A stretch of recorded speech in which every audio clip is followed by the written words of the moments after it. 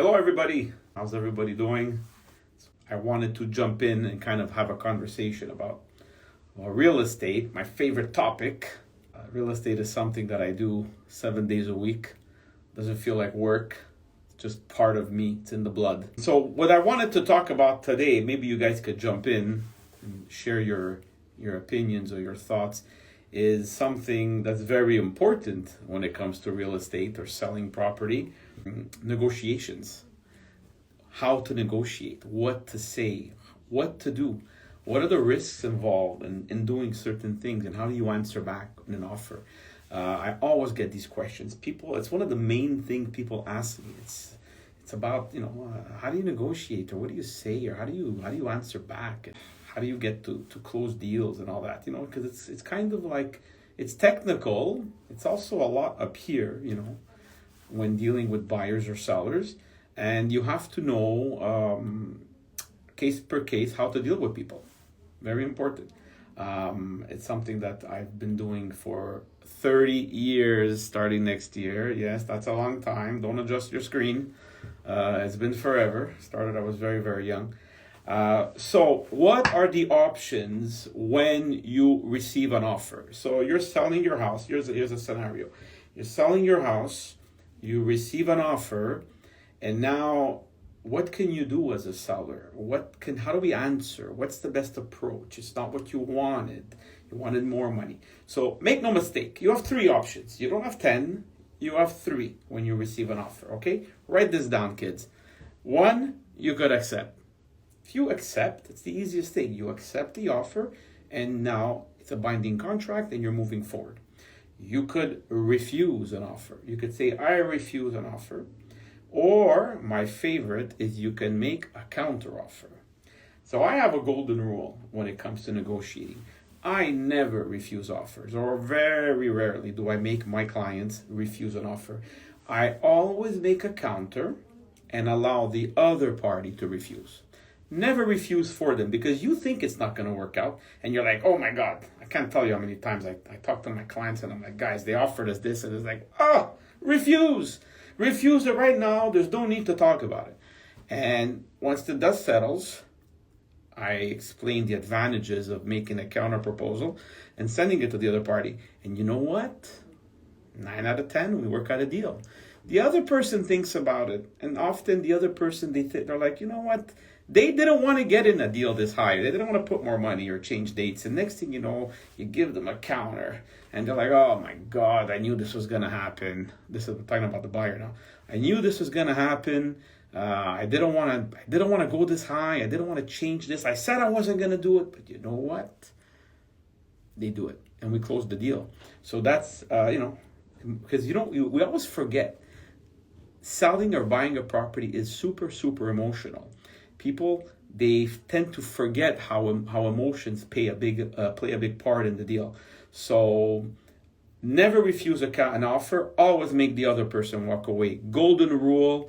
It's really going to help you in your negotiations, whether you're an agent, whether you're a buyer, or whether you're a seller.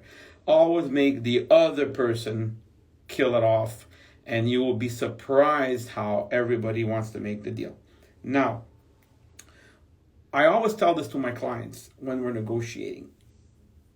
I always say, sometimes to close the deal, you got to put a little bit of candy. You got to give a little bit of candy. What does that mean?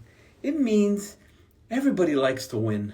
Everybody likes to get the upper hand.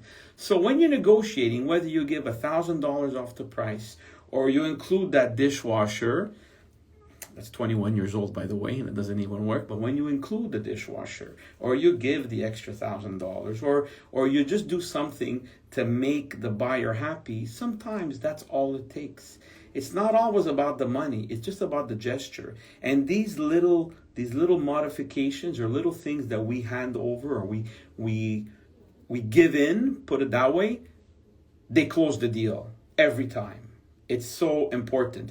I find that speaking with a lot of brokers, I find that brokers give up too easily in a deal, and they walk away from a deal. Whereas if you think outside the box and you try to figure out by asking questions on what the other person wants, and by asking and digging, you got to dig, you figure out what they want, and then you try to give them what they want or compensate with something where they're like, you know what, I wasn't willing to do it, but now that I got, I don't know, the fan over the stove or something, or now that I got that extra $1,000, you know what, I'm willing to accept. I didn't think I was going to accept, but now I'm going to accept.